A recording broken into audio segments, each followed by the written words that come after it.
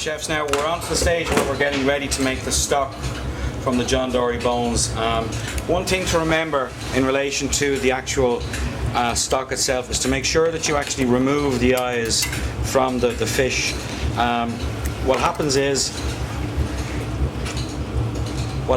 as well is that basically when the eyes are in the stock, you can see here what you have is a situation where if they burst, they will first of all discolour the stock. Remember, what we want from a fish stock is a white stock, and they will discolour the stock, and also they will taint the stock as well in relation to making it slightly bitter. So we need to make sure that the eyes are actually removed when we're using the heads, okay? Now the next thing to remember in relation to using the heads is that you saw me remove the blood from the spine, you saw me remove the sac when we were doing the filleting. Now it's also to make sure that the heads have also got the blood washed out of them as well. Again, that's only going to discolour the stock, and we don't want that. So that's what we have in relation to the stock.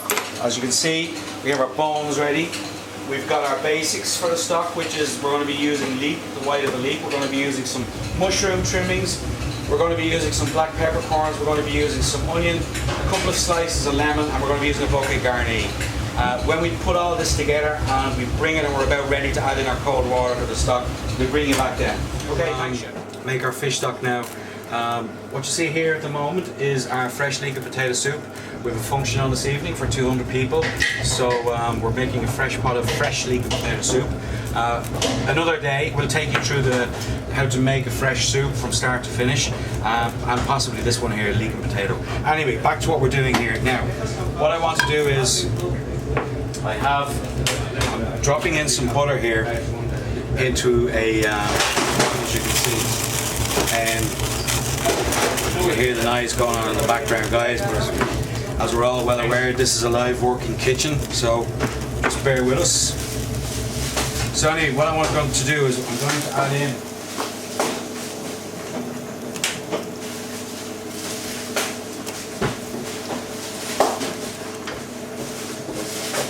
we're making our fish stock, right?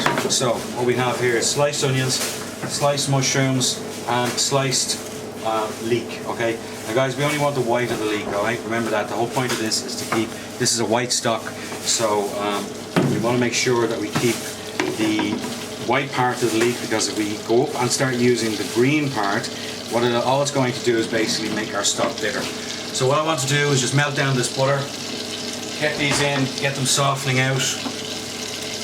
When they're in and when they're going to sweat off, I'm going to then add in the fish, the actual bones themselves, and begin the cooking process in relation to the stock. So anyway, here we go. So anyway, mushrooms in, alright? Onions in, leek in.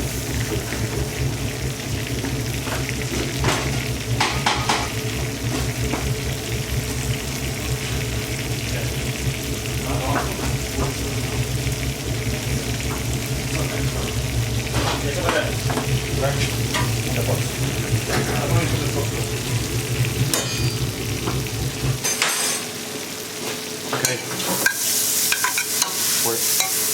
So chef, can I ask you a question again? Yeah. You put in the harder vegetables first and put in the softer vegetables last. Is that the way how it goes? No, not really. Basically, what we have here is we're not looking to cook out these vegetables at all as we start off. All we're doing here is what's called sweating, alright? Which is basically where we want to begin the cooking process of where the vegetable, this is the base mirepoix, this is the base veg for the stock. We just want this to begin to render down and sweat slightly so that their own natural juices begin to come out to help the cooking process along before we actually add in the rest of the fish bones. Now the other thing to remember, chefs, is that we use cold water for this fish stock, alright? The process from start to finish in relation to cooking the stock is approximately 45 minutes. We bring the stock to the boil. When the stock comes to the boil, we scum it, and then we actually reduce the heat down and let the stock just simmer away. Now you can see here that these vegetables have started to turn white. Now it's time to add in the fish bones. Now, as I said before as well, in relation to the stock, right? Remember to actually clean. If you're going to use the John Dory heads, remove the eyes and make sure that the blood has been cleaned out of the back of it, okay? The back of the head. So these are going in here now.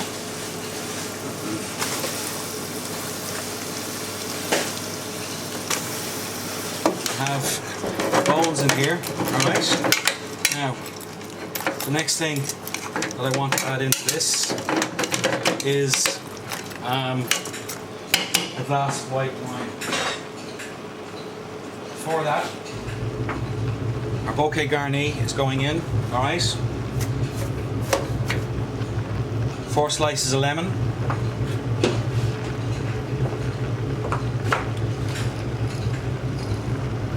About 20 peppercorns.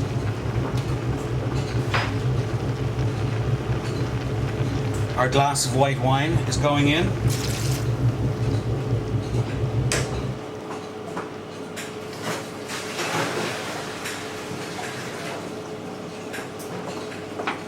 And now we're adding in our cold water.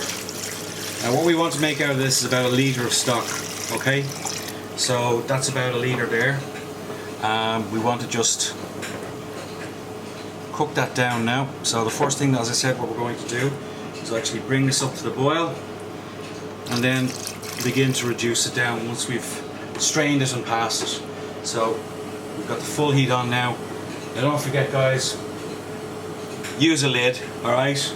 Remember that by adding a lid to when you're actually cooking, you're going to reduce your waiting time down for boiling for around about by 1/3, okay?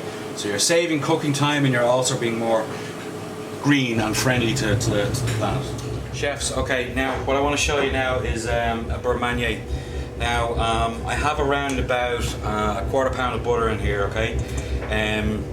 We've just melted the butter down. Now what I'm going to do is I'm going to add in some white flour, ordinary white flour, and this is the equivalent of a roux, okay? A roux is a cooked thickening agent, yeah, that we also use butter and flour with. But with this one, this is uncooked. The butter is softened, it's not cooked. The flour is raw, it's not cooked, okay? So what I'm looking for here now in relation to this is being able to, I'm not going to add in all of this flour because I'm looking for a certain consistency. So I just want to mix X amount of it around. And if you can see that there, I'm just going to add in a little bit more flour into this.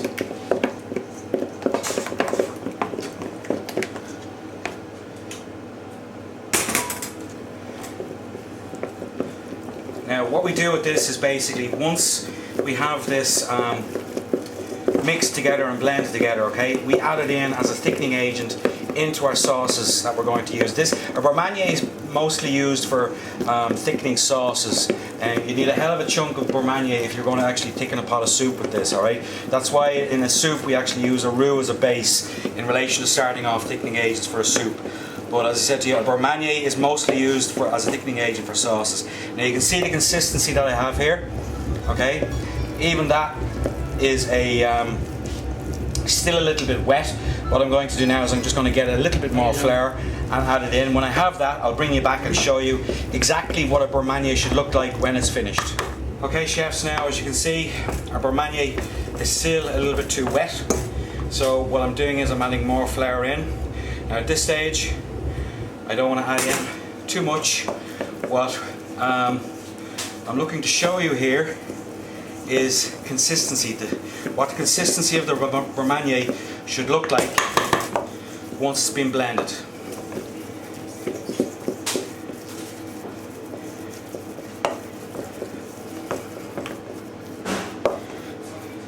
And what we're looking for is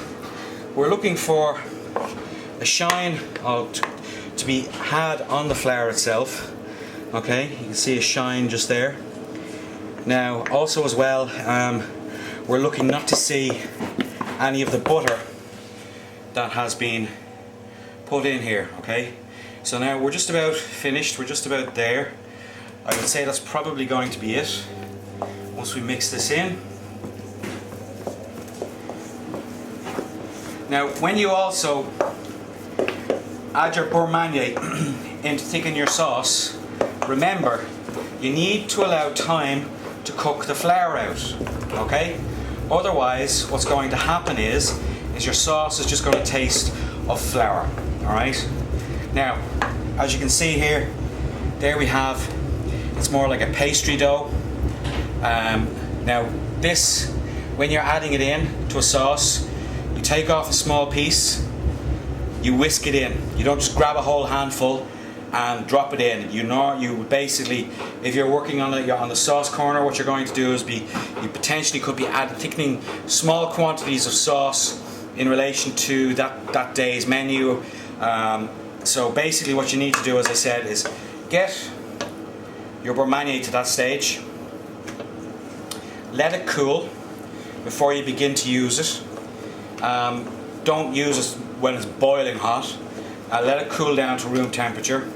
And as I said, when you're adding it in, add it in bit by bit. Even that. Don't add the whole lot in at one time. Chef, one question. Can you freeze that and use it for later? Yes, or? you can freeze beurre manier perfectly, and you can literally portion it out. Say, for example, we knew that this amount of beurre manier was going to last us one day in the kitchen. What we can do is we can create a larger lot of beurre manier, portion it out into that, and freeze it, and then take it out day by day as we need it. Thanks, chefs. Talk to you soon.